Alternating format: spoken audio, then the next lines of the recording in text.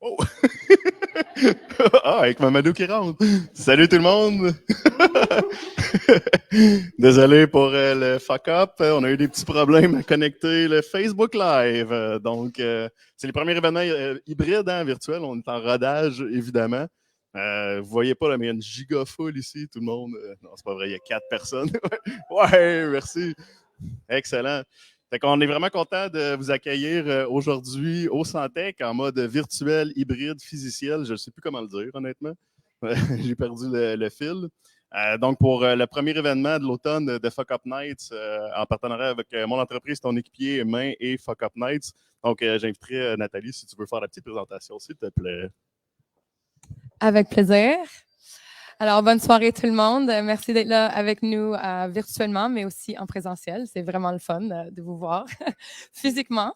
Et merci à ton équipier, au Main aussi, pour cette initiative, les éditions Startup du Fuck Up Nights. Et surtout, merci au Centec de nous accueillir ce soir. Je m'appelle Nathalie Rivière et je représente Fuck Up Nights Montréal. Fuck Up Nights a commencé au Mexique. Donc, il y avait 5 amis qui ont bu assez de mezcal après une journée de travail pour se réchauffer et éventuellement se partager des confessions d'échecs. Et ça les a fait tellement du bien que le mois d'après, ils l'ont ouvert sur les réseaux sociaux. Et maintenant, on est plus que 320 villes de aujourd'hui, même COVID l'a pas changé. 320 villes autour du monde qui fait ce type d'événement. Et ça représente un mouvement. Et ce mouvement amène notre culture corporative vers l'authenticité, vers la transparence, vers la vulnérabilité. Et ça fait vraiment du bien, c'est ça qu'on veut. À Montréal, on est une équipe de bénévoles et on a pensé que même avec toute la diversité puis la culture qu'on a ici, ça existe toujours des divisions entre nos langues, nos secteurs, et que l'échec est une langue et un phénomène universel.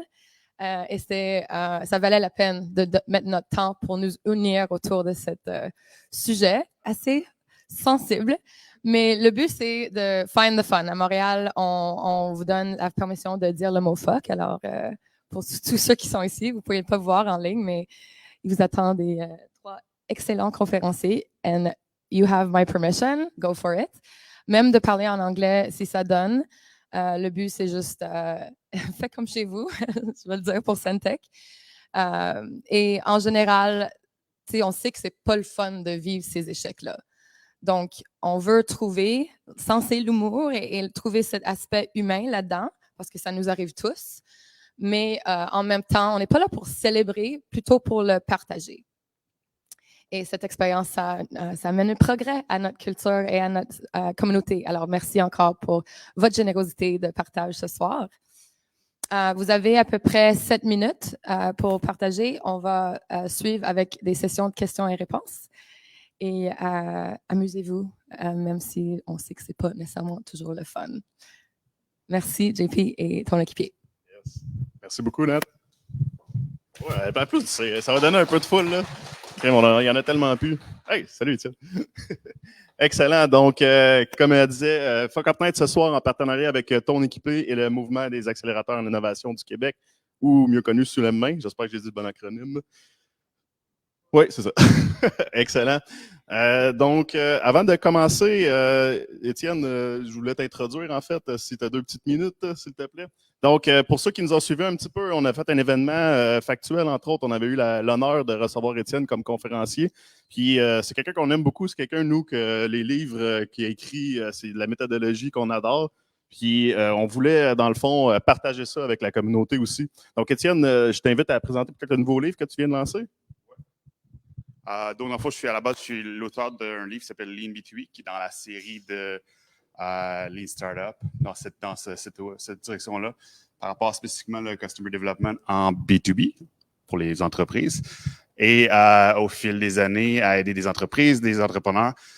Il y a beaucoup d'entrepreneurs qui commencent pas avec un blank slate. Des fois, ils ont un produit qu'ils ont déjà créé, qui n'a pas fonctionné.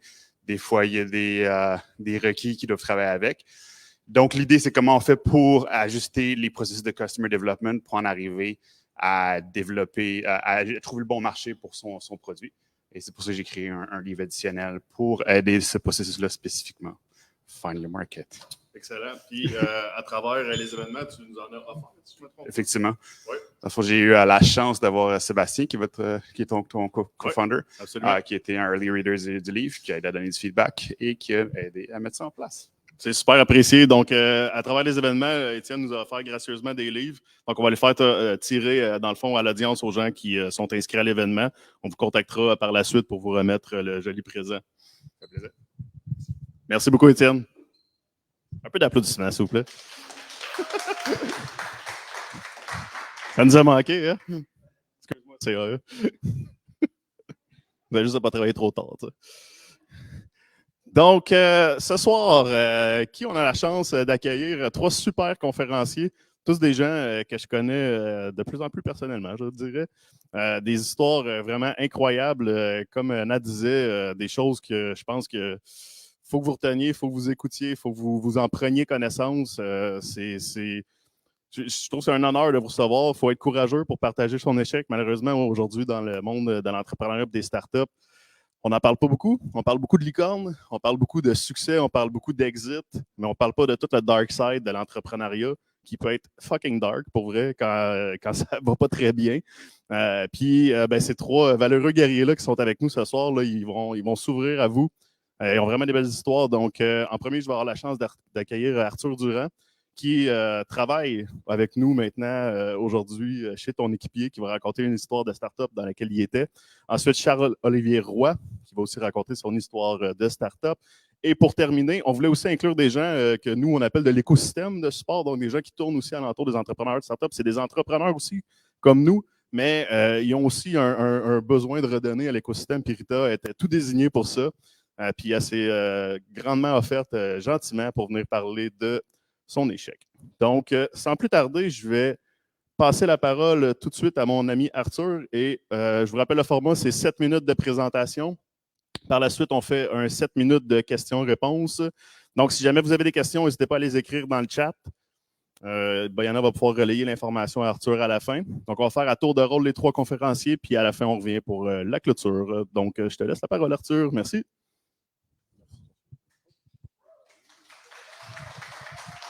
Allô.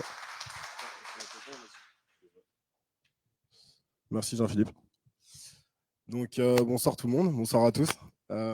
Aujourd'hui c'est mon tour de présenter mon échec entrepreneurial. Donc on va commencer tout de suite. Tac, nickel.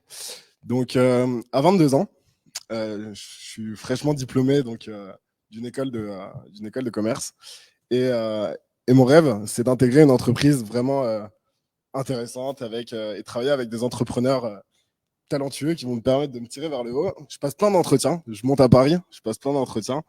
Je m'amuse. Les entretiens se passent super bien. Mais malheureusement, en fin de compte, je me fais tout le temps recaler pour les mêmes raisons. J'ai pas d'expérience, je suis trop jeune et j'ai jamais vraiment travaillé dans du B2B. Donc, avec ces échecs-là, en fait, je me nourris et puis je me dis, OK, pas grave, je vais créer ma propre entreprise, ma propre expérience. Et du coup, en janvier 2017, je décide de créer donc, cette idée, de créer mon entreprise. Donc, le but, c'est quoi? C'est de trouver un produit sexy et nouveau. Donc, c'est un hamac gonflable. Je ne sais pas si vous voyez, c'est les grands poufs qu'on gonfle. Donc, je trouve ça. Je décide de créer ma propre marque que j'appelle Pépouze. Et mon objectif, c'est de construire un réseau de distribution, donc d'avoir plein de boutiques qui vendent et qui commercialisent ma marque, mon produit. Et bien sûr, vu que c'est un tremplin, c'est de faire un seul coup et de faire du cash. Parce que bon, c'est le but quand même. Ok, donc ça c'est ma marque, c'est mon produit indirectement. Du coup, des hamacs gonflables. Donc, ce qui est très sympa, c'est que c'est nous qui avons fait toute la communication visuelle. Donc, tout ça, c'est mes amis. Donc, c'était un petit clin d'œil. Donc, le conte de fer, c'est ça. C'est que de mars à juin 2017, tout va super vite et tout va super bien. C'est-à-dire que je trouve un distributeur, je trouve un fabricant déjà, je trouve plusieurs fabricants, mais je sélectionne un fabricant. Je trouve un agent directement sur place qui est là pour valider, ma commande. Je trouve un importateur. Tout ça en moins d'un mois. je construis moi-même mon cahier des charges pour faire un produit qui correspond vraiment à la marque que je suis en train de développer et à la marque que je suis en train de construire, donc un produit de qualité. Et puis j'arrive à débloquer un prêt de 11 000 euros pour vraiment investir dans mon projet. Merci maman, parce que en fait la banque me refuse tout de suite ma demande de crédit. Donc du coup voilà, et je commence à faire déjà des partenariats stratégiques avec des événements locaux qui me permettent en fin de compte d'aller chercher directement mes distributeurs, qui sont des gros distributeurs. Donc en fait là tout se passe super bien, je suis vraiment content. C'est vraiment le conte de fer. De juillet à septembre 2017, ma marque est présente dans 20 magasins en France et dans tout le Grand Ouest. En moins de 20 jours, j'arrive à rembourser ma mère. Donc, j'arrive à rembourser les 11 000 euros. Donc vraiment cool. Je fais plus de 20 000 euros de chiffre d'affaires le premier mois. Et tout se passe super bien. Je gagne du cash. Je fais quasiment 1000 à 1500 euros de chiffre d'affaires à chaque fois que je fais une sortie. Et en plus de ça, j'ai des investisseurs qui viennent cogner à ma porte alors que les banques me refusaient de me prêter de l'argent. J'ai des investisseurs qui viennent pour me dire hey, ça te dirait qu'on investisse dans la marque. Donc là, c'est vraiment, je suis le roi du monde. Et puis bah, là, les deux côtés de l'iceberg, c'est quoi? Le premier, c'est que la pointe de l'iceberg, ce qu'on voit, c'est qu'on a un produit sexy et nouveau qui attire l'attention. On a une grosse demande parce que c'est un nouveau produit qui est un peu nouveau. Et surtout, bah, ça attire la curiosité. Donc, en fait, tout se passe super bien. J'ai une grosse demande, j'ai peu d'offres, donc je m'en sors pas mal. Par contre, le problème, c'est qu'il y a beaucoup de concurrence sur Internet. Il y a un brouillard autour de la propriété intellectuelle du produit. Le produit, il n'est pas pratique. Il est vraiment pas pratique. Je m'en rends compte assez rapidement. Je l'ai même jamais utilisé. Et il n'y a pas de récurrence d'achat. Et il n'y a pas d'intérêt à... Enfin, moi, je vois direct qu'il n'y a pas vraiment d'intérêt à pérenniser le produit. Voir venir l'iceberg. Donc, en juin 2017, au moment où j'ai passé ma commande, il faut savoir que, pour la petite histoire, là, à ce moment-là, j'ai 11 000 euros de marchandises qui sont sur un bateau en plein milieu de l'océan Pacifique. Donc, je n'ai pas vraiment le choix de reculer. Okay, je me rends compte de quoi que bah, déjà, le produit, il n'est pas pratique, il est fragile. Que ma page Facebook est fermée 3 semaines après l'ouverture de cette page. Je trouve ça bizarre. J'ai des distributeurs qui m'indiquent que des marques concurrentes ont arrêté de commercialiser ce produit-là. Donc, il y a même des marques concurrentes qui commencent à disparaître totalement du paysage. Et j'ai un premier distributeur qui commence à m'appeler. Faire face au naufrage. Bon, là, clairement, ça sent pas bon. Mais du coup, qu'est-ce que je me dis? Ok, tu as 1000 pièces. Tu as 1000 pièces à écouler, tu as tout ton stock à vendre. Donc, vends ton stock, récupère un maximum de bénéfices, rembourse le prêt et puis mets de l'argent de côté. Et puis, arrête l'entreprise parce que de toute manière, c'est un produit qui, tu le savais d'avance, va pas avoir vraiment de futur. Donc, abandonne le produit, fais-toi petit et puis that's it. C'est le naufrage. Donc, il faut savoir qu'entre-temps, en septembre 2017, je ferme mon activité, je récupère tout mon cash. Et puis, j'ai une autre vie qui continue et j'arrive au Canada. J'immigre ici. Et puis, en septembre 2018, donc soit un an après, j'ai un de mes premiers distributeurs, enfin, un de mes distributeurs qui m'appelle et qui me contacte et qui me dit « Ok, on se fait attaquer pour contrefaçon par une des marques phares de ce produit. Donc, qu'est-ce qu'on fait ?» Donc, on arrive à trouver un accord amiable, on évite le procès et puis ça se passe super bien. Et là, j'ai un deuxième distributeur qui m'appelle le mois d'après et qui me dit écoute, nous par contre, on est vraiment en train de se faire attaquer. Moi, je m'occupe de rien du tout, c'est mon avocat qui s'en occupe. Son avocat refuse de l'entente amiable. Et là, je pars directement en procès avec la marque et mon distributeur. Donc, qu'est-ce qui se passe? Je me fais convoquer par le tribunal de grande instance de Paris pour un montant de 60 000 euros. Et vu que je suis au Canada et qu'ils savent très bien que c'est plus compliqué de me faire venir, ils arrivent à convoquer mes parents dans cette boucle-là. Donc, mon père m'appelle pour me dire écoute, on est aussi condamné au tribunal. Donc là, bah, j'ai pas le choix. Je suis au Canada, je suis à 6000 km de chez moi, mais il faut que j'agisse. Donc, je trouve des avocats et puis je pars vraiment à l'attaque. J'arrête de faire l'autruche. Le deuil. Le deuil, c'est quoi? C'est que je négocie un protocole avec le cabinet. Donc, on renégocie un accord amiable, parce que bon, clairement, j'ai pas envie d'aller perdre 60 000 euros. Je vais pas me battre. Donc, du coup, je négocie un protocole. J'accepte acceptation du terme contrefaçon, bah oui, parce qu'au final, je suis attaqué pour contrefaçon. Et en fait, ça a été ultra compliqué parce que j'ai jamais voulu faire de contrefaçon. Si j'avais voulu en faire, j'aurais gagné beaucoup plus d'argent, j'aurais été beaucoup plus rentable et j'aurais été beaucoup plus discret, surtout. donc en fait, le fait d'accepter le terme contrefaçon, parce que c'est vraiment ce point sur lequel j'étais attaqué, c'était vraiment difficile.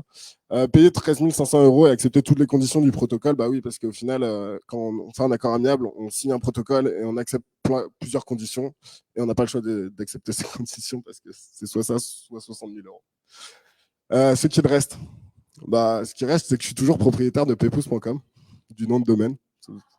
Ça vaut pas grand-chose, mais c'est ça. Une expérience de vie et des leçons qui resteront à vie parce que au final, c'est une expérience incroyable que j'ai vécue et je regrette absolument rien. Je regrette peut-être le procès quand même, mais je veux dire, je regrette vraiment pas cette expérience.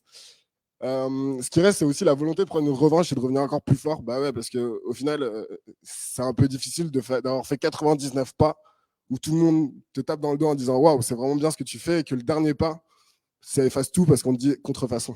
C'est pas top. Donc, tu as vraiment un esprit de revanche.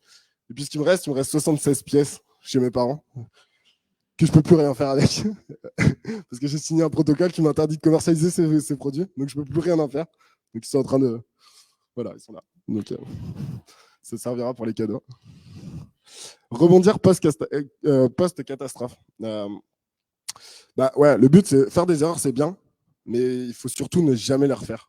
Donc, il faut vraiment retenir ces erreurs pour, tout simplement, c'est normal, ça fait partie du parcours, donc c'est bon.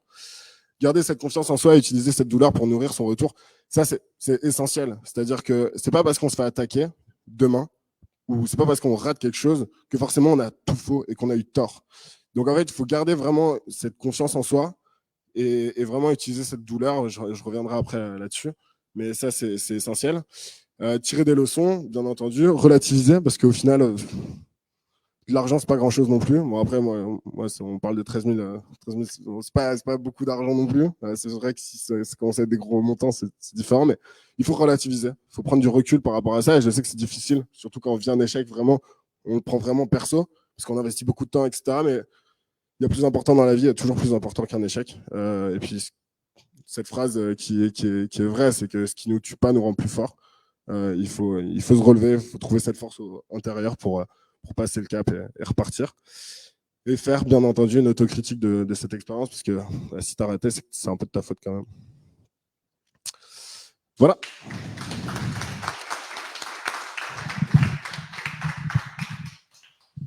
Est-ce que vous avez des questions? Merci beaucoup, Arthur, premièrement.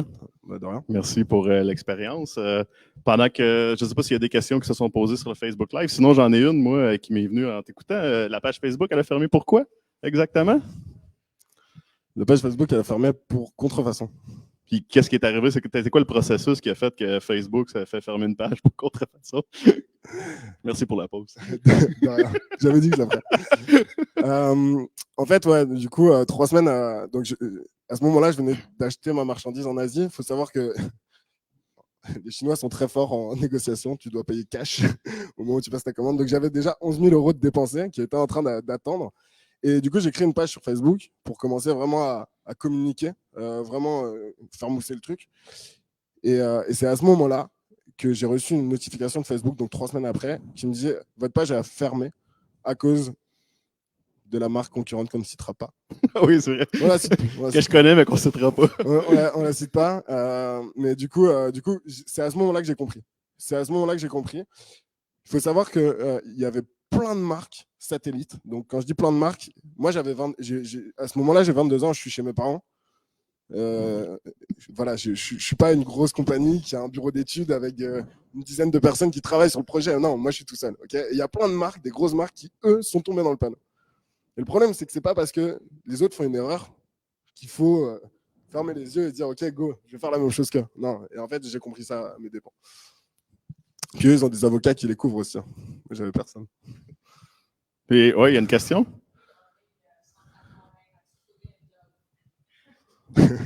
Ouais, j'ai trouvé une job chez ton équipier. Du coup, j'accompagne les startups, mais pas sur l'aspect légal.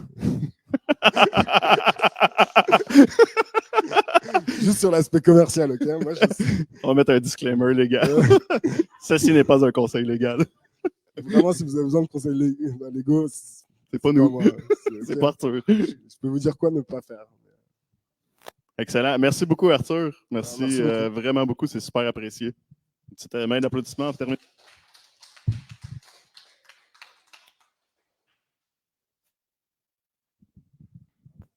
Excellent. Merci, Arthur. Donc, on va passer à notre prochain conférencier pour, en deuxième position, Charles-Olivier. Alors, je t'invite à monter sur le stage, s'il te plaît.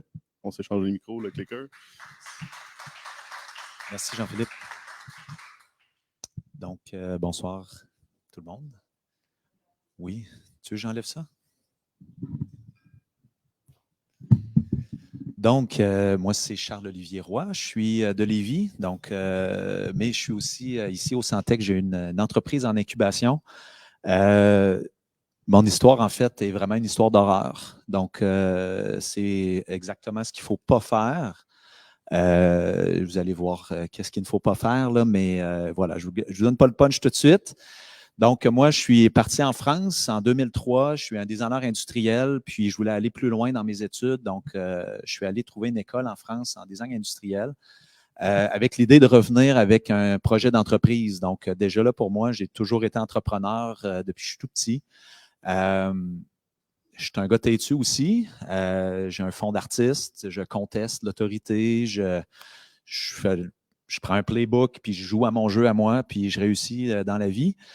Ce qui fait que je drop out de l'école, en fait, assez brutalement, avec un 75 000 d'investi dans un diplôme que je n'aurai pas. Mais j'ai mon projet d'entreprise, puis je vais aller jusqu'au bout, je vais dominer la planète.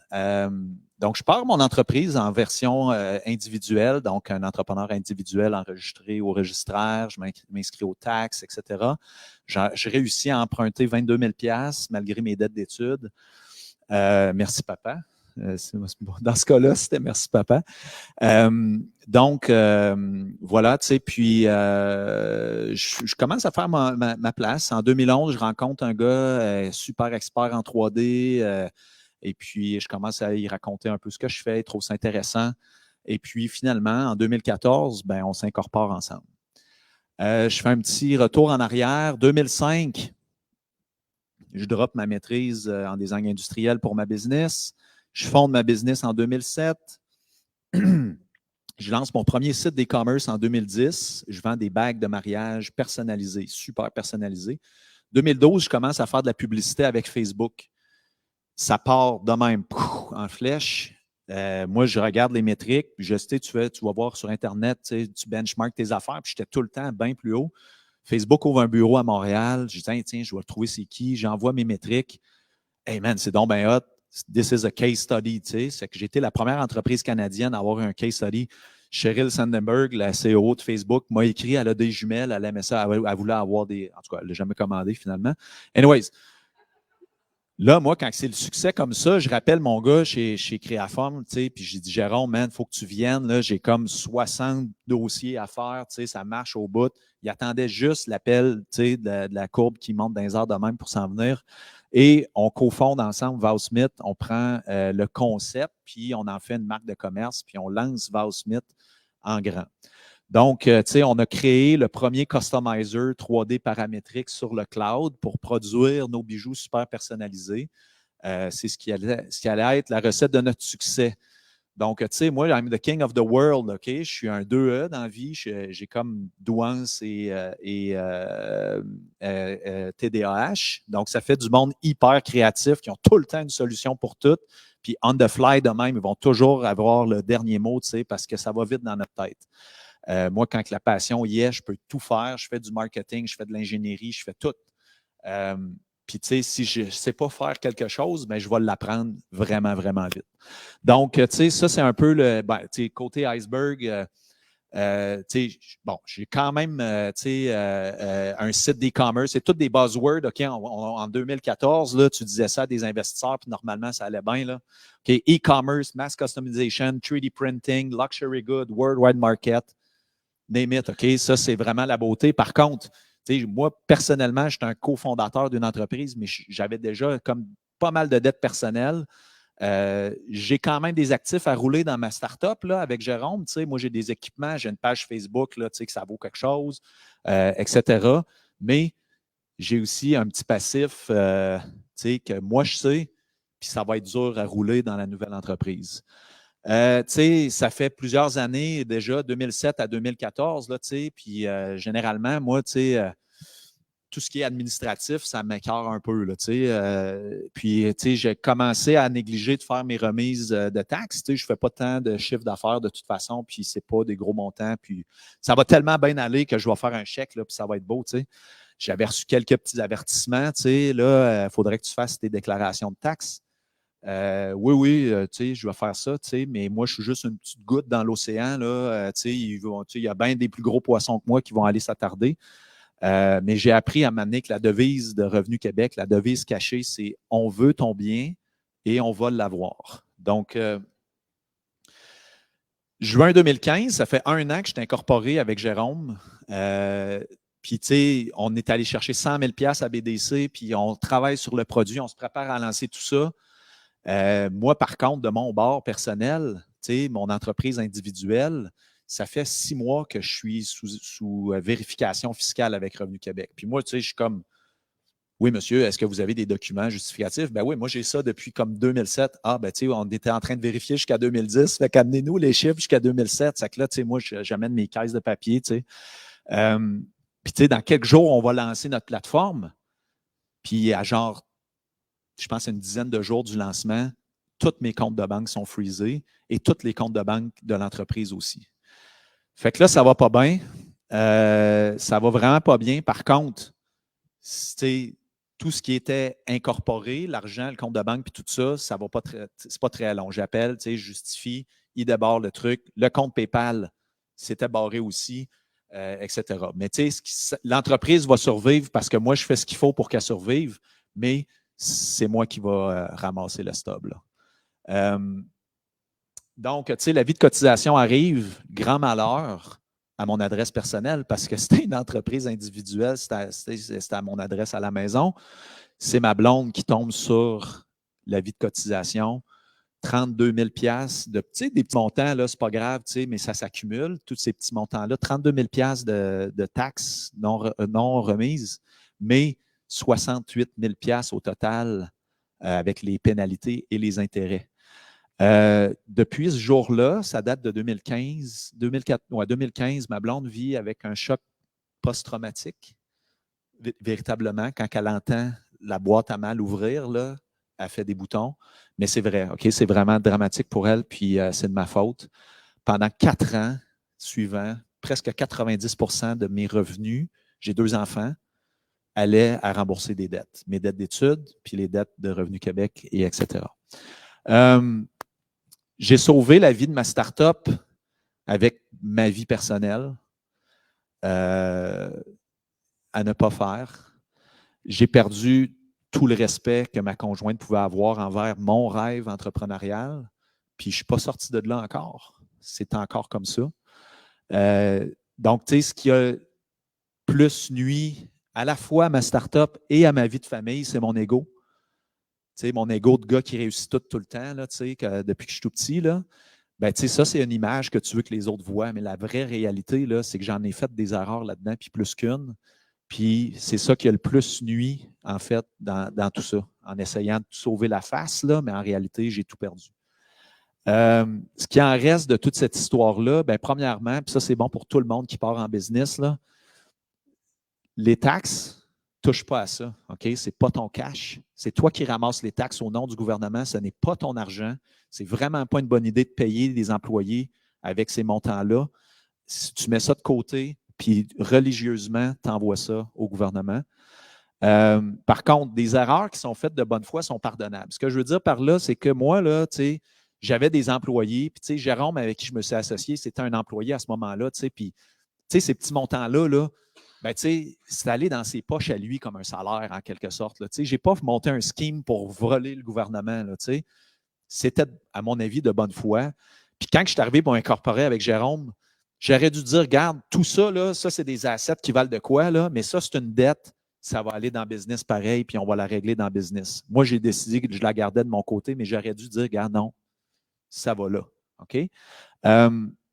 Avec Revenu Québec, tu payes ta dette.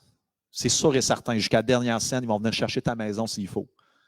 Mais les pénalités et les intérêts, une fois que tu as payé le montant de dette qui était écrit, là, ceux-là, par exemple, tu peux essayer quelque chose pour négocier une entente.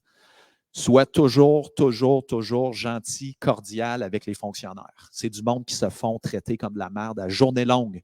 Donc, si tu veux avoir un bon traitement, sois différent, puis sois toujours cordial. Respecte les ententes que tu prends avec eux autres. Puis si tu n'es pas capable de respecter l'entente, appelle-les, puis prends-en une nouvelle. Parce qu'ils veulent votre bien, ils vont l'avoir, mais ils peuvent être patients quand même. T'sais. Moi, ça m'a pris, je m'en suis sorti finalement en 2020. Donc, bout à bout, là, presque 6 ans là, pour réussir à me sortir de tout ça. Donc, qu'est-ce qui en reste aujourd'hui? Ben, je veux dire, on est redevenu en mode start-up à cause de la COVID. On avait développé une belle technologie, mais là, plus le monde ne se marie pas. Donc, on a pris la tech, on a rentré ça chez Santec, ça va. Moi, j'ai payé ma dette fiscale, mais je n'ai pas payé ma dette envers ma blonde puis ma famille. Donc, tu sais, ce soir, je profite de l'occasion. Tu sais, je viens briser cet ego-là, en quelque sorte aussi, là, dire, regarde, j'ai fait des grosses bourdes, puis il va falloir que je les répare. Donc, tu sais, les solutions que je mets en place, notamment, c'est moi de m'enlever de la pression. Je donne le titre de CEO à mon co. Tu sais, c'est moi qui va l'aider. C'est lui qui va décider. Puis, tu sais, ben, moi, je remets la relation familiale vraiment en priorité. Je m'étais dit un jour, tu sais, je veux réussir, je veux toujours faire mieux que les autres. Tu sais. Bon, il y a bien du monde de même dans la vie, là, tu sais, mais moi, je me dis, on dit souvent que les entrepreneurs ne sont jamais là pour la famille. Ils font un choix, puis c'est le choix de la business. Mais moi, je dis, je vais réussir les deux. Je vais faire ça, moi. Je vais faire les deux en même temps. Mais en réalité, en faisant un choix comme ça, j'ai comme raté les deux en quelque sorte, là, puis c'était pas un bon choix. Donc, tu sais, une vie de job, une vie de famille, c'est important. Mais là, tu sais, d'amener, moi, ce que j'ai fait, c'est que j'ai amené quelque chose de la job dans la maison. J'aurais dû le laisser dans le business, là, puis de vivre avec des conséquences. Là. C'était pas si pire. 32 000, ça serait remboursé correct. Là. Mais ce que ça a fait, c'est que ça a été un poids pour moi. Permanent, parce que, tu sais, je ne voulais pas que tout le monde sache ça non plus. Ce n'est pas quelque chose que tu dis à tout le monde quand tu vas à la banque. By the way, tu sais, je n'ai pas payé mes taxes. Là, c'est sûr que ça ne passe pas. Mais ce que je voulais dire aussi, surtout, c'est que moi, je n'ai pas eu le support de quelqu'un de proche. Tu sais. Ma blonde, là, elle déteste ma job. Elle déteste mon entreprise. Elle déteste mon rêve de réussir tout ça parce qu'elle a été traumatisée par ça, puis elle a tout à fait raison. Puis j'ai vraiment une grosse dette à payer envers elle par rapport à ça. Voilà, c'était la présentation. Merci. Je ne sais pas s'il y a des questions dans la salle. Merci beaucoup. Merci beaucoup.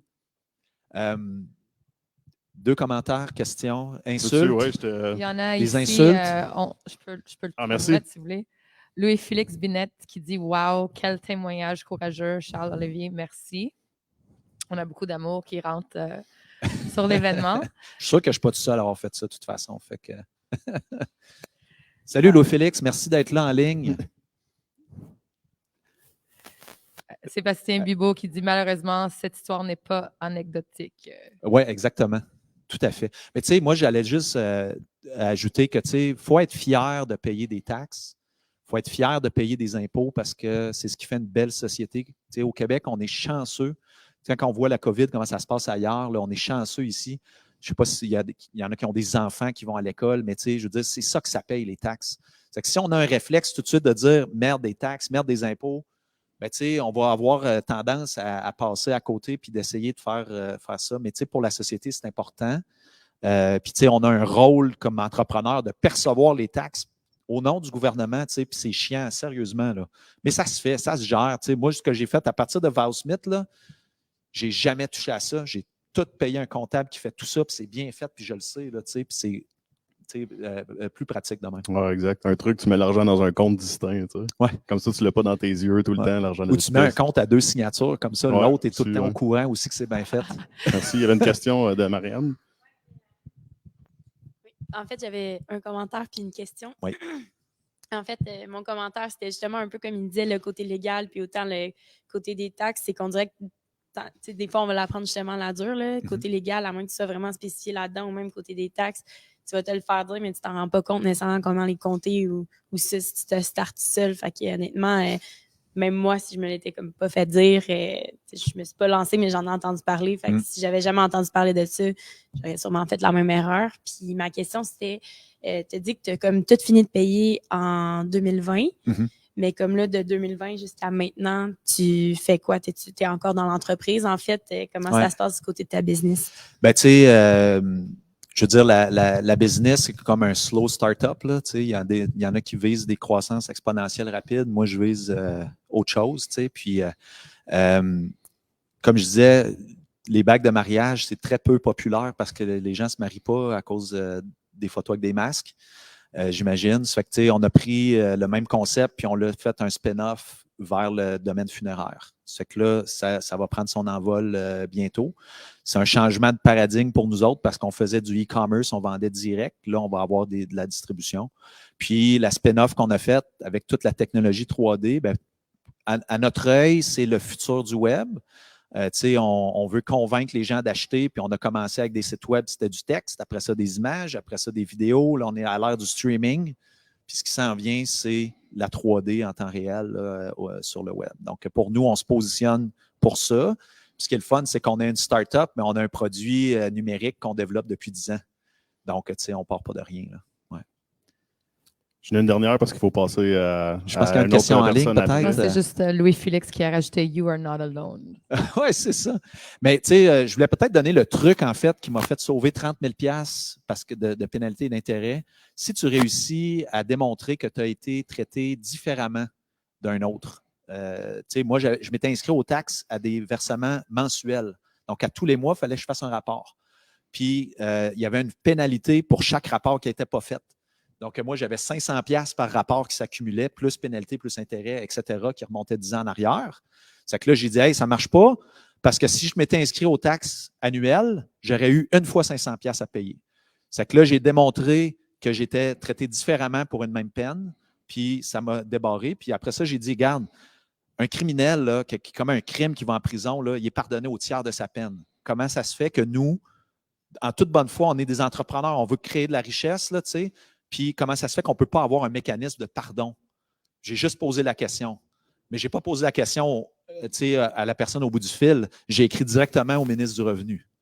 C'est que quand ça s'en va là, ils sont obligés de réagir. Puis la réaction, ça a été un truc appel qui dit, oui, monsieur, on a regardé votre dossier, puis on va vous donner votre quittance, il reste 500 $ à payer. Tu viens de révéler un truc live sur Facebook. Merci beaucoup. Yes, merci. Merci beaucoup. Ouais, effectivement, c'est des histoires qu'on avait déjà entendues avec les taxes, les impôts et ces trucs-là. Je ne sais pas si c'est une fausse croyance, là, mais des fois, les gens pensent qu'une Inc, c'est indestructible, mais ça peut se rendre aux actionnaires. Je vous dis juste ça comme ça. Là. Fait que les actionnaires derrière une Inc ne sont pas nécessairement protégés par la Inc pour des affaires. Surtout quand tu dois de l'argent au gouvernement, il se fout un peu de ces structures-là rendues là, puis il va aller à la source directement s'il faut. Donc, en dernier, la dernière et non la moindre, Rita Baker, qui va aussi, pour le bénéfice de la communauté anglophone de Fuck Up Night, faire sa présentation en anglais. Donc, Rita, je t'invite à venir sur le stage, s'il te plaît, et je te passe le flambeau. Merci. Hello, bonsoir. And so I'm Rita Baker, and I fucked up. I mean, okay, I fuck up every day. That's another thing, but most of my fuck ups are little ones. What I'm going to share with you today is like a bigger fuck up. It's a fuck up that actually, with hindsight, really impacted the rest of my professional career. So, and you'll see, I'll talk about more the emotional impact of the fuck up on this presentation. So just a context here, it was my first business. It was a consulting business. I'm up to my third one right now. I had a great team, amazing team, and we were doing super well. And it was in the mid-90s, like 1995, so about 25, 27 years ago. And at that point, like, I don't know, many other entrepreneurs, like you might be the same as you, I had two pet peeves about entrepreneurship. The first one was business development. I freaking hated it. And the second one was as an entrepreneur, you have to do a lot of paperwork, a lot of administration. I really hated that. So I figured, a good way to try to reduce that was to go for bigger contracts. So I figured, okay, let's go for the big government contracts. They have, decent size. And to me, it was less work, more money. So I went to the newspaper, found a contract, and found one that I really liked. Okay, and they used at that point in the newspaper, they used to put the value of the contract. And I'm not gonna lie, there was a bit of drool on my on my chin here when I saw the value of that contract. And I said, okay, let's send for it. And I studied it. And honestly, we were in the office, and I swear to God, I was doing a happy, happy, joy, joy dance when I read it, because the whole team was perfect. I mean, the team and I could answer this thing with our eyes closed if we needed to. So I said, that's it. We're gonna, do a tender service tender for that one. So what happened is that what I was seeing is that we had all the expertise. We knew how to do service tenders. We were professionals at it. We had a lot of customers at the time, so we were doing a lot of service tenders. And the thing is, I don't know, when you're an entrepreneur and you have a team, you feel responsible for making sure they have work and that they get paid. And that contract to me represented the security that my team would have work for a good while. And not just work, really great work. And work that they would love doing. What I was not seeing is that we had no fucking clue how to do those, what the process was. I mean, for awarding those contracts, how the government awarded those contracts. We didn't know how that worked.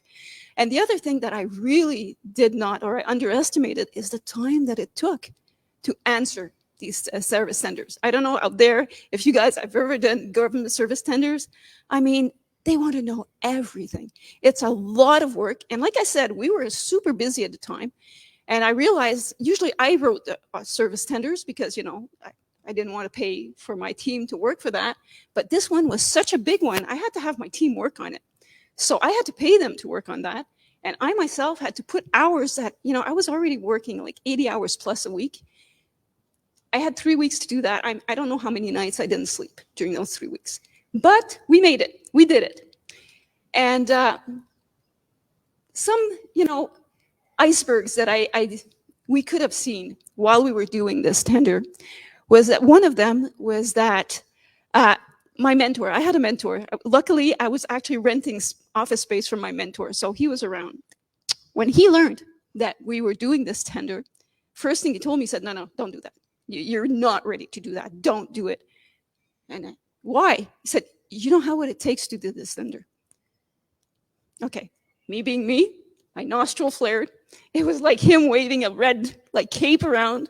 I swear to God, it just made me much more determined to do that tender, because the way I understood it was that he didn't think I had the competence or the expertise. The team and I didn't have the expertise to do that. It's not what he meant. I learned about that later, but I still had something to prove, I guess. And I especially had something to prove to my mentor, because he had been so good to me. I wanted them to, know that I could do this thing. So that was one red flag. The other one was when you answer these tenders, usually you have a phone number of someone you can call because you always have questions. And of course we had questions, and I called and I left messages and nobody ever called me back. We didn't know how the process works, so I figured, it's a government. They're just not answering, and they want everybody to be at the same level. They're not answering. No, they do answer, but they were not answering us. I didn't know that at the time. What had to happen, happened. After we finally made the deadline for the tender, and when about a week later, we got a letter telling us that, no, we didn't get the contract. It wasn't awarded. And I remember that letter was one page, one little paragraph. Sorry, we awarded the contract to somebody else. I was pissed. I was enraged. I was so fucking mad. We had spent so many hours working on that and so much money as well. Working on that, and all they did was send us this little paragraph. Sorry, you didn't get the contract. To me, it was like there was something. It was a glitch in the matrix. Something happened, and I was trying to call people to see what happened. It was like somebody had fucked up somewhere, because of course we got the contract. We were the best team. We answered every single aspect of contract we could do. But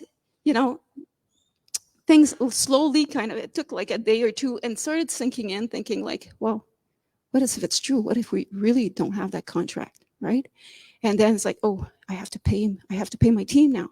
And what if they don't have enough work later? So I was already really exhausted for like the 3 weeks of work that we had done. And there was another service tender that I had pushed away because I figured, I don't really want that contract, and if we get that, and when we get that other contract, I won't even have time to do it. So I pushed it away, but I had 3 days left at the deadline. So I said, crap, if we don't get that contract, I need that one. So in 3 days, I again went and did another service tender by myself this time. And I totally burned myself out. I mean, I had 3 days, and I think I slept like maybe 4 hours in 3 days to get that done. And I remember the Friday night, I had the tender done, and I drove it to the customer because I was so late. I drove it back to the customer, and then eventually came back to the office around like 7 p.m. or something because I had a lot of billing to do. So I started doing my billing. I was sitting at the computer, and I was adding numbers, and all of a sudden it was a very simple addition, and I couldn't add anymore. I was looking, numbers were not making any sense. I couldn't even recognize numbers. When your computer completely freezes, my brain was exactly like that. And I figured, okay, I got up, got a glass of water, and went back to sit down, and then it hit me. I mean, the wave just hit me. I started crying. I started sobbing, and then I started bawling my eyes out. I mean, I was alone at the office, thank God. I mean, I was screaming, crying. And then I started like shaking uncontrollably, and then I couldn't breathe.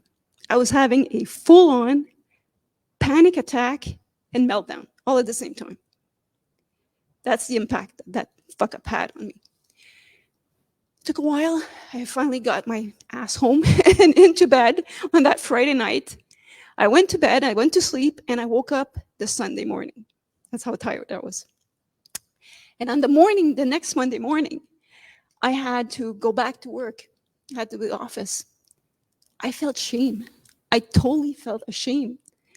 I didn't want to talk to my colleagues. Especially didn't want to talk to my mentor. Usually we had an open space, that's where I worked. No, I went right into the office, closed the door. For a couple of days, I'd just come out, look on the floor, go do what I had to do, and go back to my office. I felt deep shame of not having gotten this contract. And I started spinning scenarios in my brain. Maybe I am not good enough to do this. Maybe my mentor was right. Maybe I should not be in this business. All this time, I had like dozens of customers that were, trusting us and doing stuff. I completely lost confidence in myself for a while. And it's my mentor. It's truly my mentor that came out and reached out to me and helped me rebuild myself and my confidence. And he is the reason that I think I was able to not lose the company at that point. Because financially, it was not a big deal. It was on me, the toll. It was really an emotional toll that it took. And after that crash, I learned a few lessons. First thing, when you're doing the service tenders, don't spend so much time on it. It's like I was spending way too much time, and especially that big one, I so wanted to prove to everybody that we could do it. I spent like way too much time on it. The other thing is that my mentor was an expert in those, that's what his business was. He had maybe 70% of his revenue that came from these big government contracts. He knew about these contracts. Hindsight, I only, when he told me not to do it, stopped and asked him really why and not assume that he was attacking my expertise. I might have not made that big fuck up. And so he taught me that, business development, you have to do it. Even if you're doing government contracts, there's a lot of business development, very different one. A lot of work still to do to get those contracts.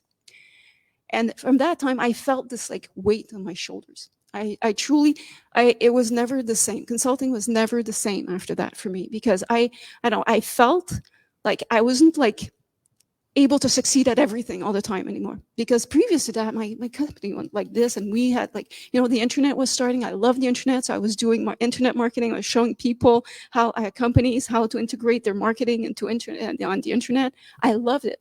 But from that day on, it was not the same. What happened later on was that the company still grew, but much less slowly than it used to. We did not do that pivot, of course, because from then day on, I did not want to touch with a 10-foot pole anything that was government contracts. I greatly reduced, for my work pace, but only for a few, because I confess I'm a workaholic, so that worked for about 6 months, and then I started back in my last pace, but for a while, I really slowed down. And what left was that, like I said, there's a really big mistrust of any big government process. And ever since then, even when I was offered to do those tenders, or even like to do contract directly from the government, it's like, no, I don't want to do that. I didn't want to take part of that. And also, my other big lesson was really, when there's something that's really juicy, a big juicy morsel in front of you, a nice contract, something, I really ask myself before jumping in, what's involved? And do I really, really want that? Because that's the other lesson I learned. Had I gotten that contract and did that pivot, my values were not the same as what I needed for that pivot. So I would not have been happy had I done that. But that was hindsight, right? So after that, what happened? Well, I'd like to tell you that my company went like this and it went super well. It did grow somewhat, and I did start, working way too hard, and I went into a burnout. And I really think that burnout had something to do with that emotional meltdown that I had. And I was lucky, somebody identified my burnout like really early on. So I was able to, when I was identified with the start of a burnout, what I did is it took almost a year to like slow down my operations. What was left, I basically gave to the people that were working with me, the operation. And I took what was supposed to be a full year sabbatical. It turned out to be 6 months, but that's okay. I felt much better. But after that, I had, met my husband. I wanted to have a family, but I thought there's no way I can do a business and have a family. Like you were saying, it's like family has to come first, and I could not manage both at the same time. So I decided to like do something more relaxing and go develop products for big companies. And I did that for 10 years. And throughout the 10 years, I knew that my passion was consulting, but I had to find a way in my mind to do it in a way that was healthy and that I could actually do and be sustainable for me. So after 10 years, I took another sabbatical, a real one this time, a whole year, and then I decided to go back to consulting. And when I started my second company, I did things very differently, and it was like really much healthier for me. And then like 2 years ago, I decided to do another pivot and stop doing marketing and do agile management. And very happy to report that I am still fucking up daily. And that, like you can see, as to the date of my new branding, that was a fuck up too. So thank you. Thank you for it. Merci beaucoup, Rita. Thanks. Any questions? Thanks a lot for sharing that. Je pense que c'est important. On parle souvent de fuck-up monétaire.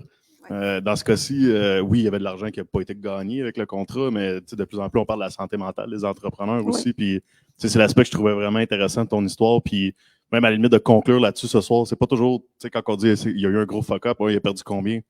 Il y a d'autres choses aussi. Moi, honnêtement, la peur de l'échec me fait bien plus peur que la peur de perdre de l'argent, personnellement. Oui. Je ne sais pas comment tu vois ça. Moi, c'est la peur de retourner en burn-out, la peur de revivre cette période-là, cette attaque-là de panique. Là. No more. Vraiment. Puis, je vais faire attention. S'il y a trop de travail qui arrive, j'arrête, je le dispatche parce que I don't want to deal with that anymore. Fait que pour moi, ça m'a impacté profondément dans le sens de je ne veux plus retourner où j'ai été à cette période-là. Exact. Oui. Puis, on veut toujours en donner plus comme entrepreneur. On va en faire plus, on veut bâtir, on veut faire des choses, mais en même temps, il faut penser à nous aussi. Puis, En tout cas, c'est ce que je retiens le plus de ton histoire, c'est au-delà de la business, c'est de penser à toi maintenant. Puis, Oui, parce que sans ta santé mentale, sans ta santé physique, tu n'as pas grand business. Tu ne ferais pas grand-chose. Il faut que ça soit la priorité pour vous, ta santé mentale, émotive, puis ça passe aussi par la famille.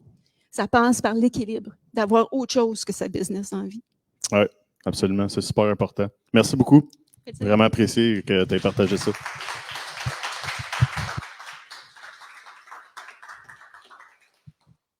Fait que ça conclut notre soirée. Donc, avant de terminer, j'aimerais ça remercier encore Arthur, Charles-Olivier, Rita pour vos partages. C'est très apprécié.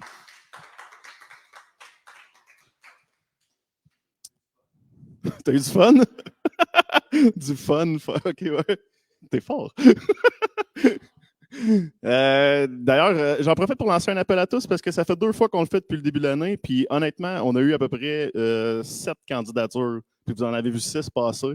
Donc visiblement, les gens ils ont encore peur de parler de ça. Je pense qu'il faut en parler. Je pense qu'il faut le communiquer. Je pense que ça fait du bien, à la limite, peut-être un peu, de sortir ça. Fait que j'invite les gens à ne pas hésiter à référer des amis entrepreneurs ou des entrepreneurs à se lancer aussi. Je pense que c'est plus qu'important qu'on en parle. C'est normal, l'échec. Il n'y a pas un entrepreneur qui ne vivra pas de l'échec, puis il faut rebondir avec ça. En fait, ça a été ma plus grande leçon entrepreneuriale. C'est que même s'il y a des échecs, si tu veux continuer vers le chemin qui est super cool, qui est intéressant, ben, il faut que tu trouves un moyen de rebondir. Puis c'est pour ça qu'on en parle aujourd'hui, je pense. Fait que merci encore à vous 3. Vraiment, vraiment apprécié. Sinon, on conclut la soirée là-dessus. Donc, je remercie encore Nat de Fuck Up Night pour le branding et toute l'organisation. Ça fait grand plaisir. Yes. Merci beaucoup à Bayana aussi, qui nous a trouvé encore une fois des super conférenciers puis qui est toujours prête à relever le défi pour un événement comme ça. Merci à Étienne aussi. Merci à Étienne pour tout le support que tu nous donnes, le livre, la connaissance que tu nous partages, puis ce que tu redonnes à l'écosystème aussi. Donc, merci beaucoup d'être là. Puis, merci évidemment au Santec de nous avoir accueillis aujourd'hui. C'est super gentil. Oui, un bel applaudissement pour le Santec. On a vécu tous des chamboulements dans la dernière année avec les conférences, le virtuel, le retour en physique, on ne sait plus trop. Honnêtement, ils ont un solide setup au Santec. J'ai fait 3 trucs cette semaine ici, puis ils sont vraiment top organisés. Fait que merci beaucoup pour ça au Santec. Puis je vous souhaite une... Oups, je pense que j'ai oublié quelque chose, je m'excuse. Ah oui, merci, excusez. Puis, je vous ai... j'ai un petit fuck-up comme d'habitude. Donc, je vous rappelle avant de quitter, le prochain événement va être le 18 novembre. Les conférenciers sont encore à trouver. On en a quelques-uns, mais ce n'est pas complété encore. Donc, n'hésitez pas à vous inscrire. Puis sinon, on vous revoit en virtuel le 18 novembre. Donc, merci beaucoup à tout le monde. Puis, je vous souhaite une belle fin de soirée.